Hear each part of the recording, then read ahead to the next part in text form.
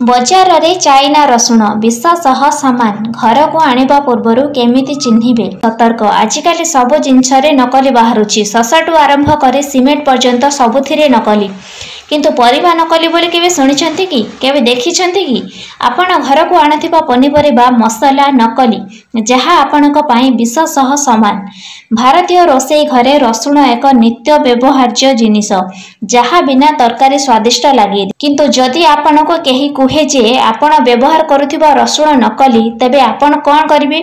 रसुण देखिबाकू रंगरे धळा, केवल रंग उपरे निर्भर करी आपण रसुण किणुछंती, तेबे होई जांतु सतर्क।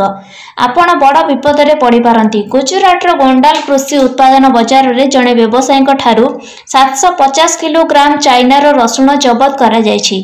सेठारू प्रशासन अडुआरे पड़िछि। अनुमान करा जाउछि जे चाइनार रसुण वर्तमान भारत रे अनेक बजार रे पहुंचिछि। प्राय 10 वर्ष पूर्वे ही चाइना रसुण को भारतीय बजार रु बारण करा जायतिला। तेबे एही रसुण भारत रे अनेक बजार रे प्रवेश करिछि। एबे प्रश्न हेउछि एही रसुण को विषाक्त बोली काहेकि नामित करा जायछि। एही रसुण रे पाखुडा गुडीक सफा धळा, एथिरे दाग कम, देखिबा क्षणी किनिबाकू पसंद करिवे। एही चाइनार रसुण रे मिथाइल ब्रोमाइड रो उपस्थिति देखिबाकू मिलिथिला।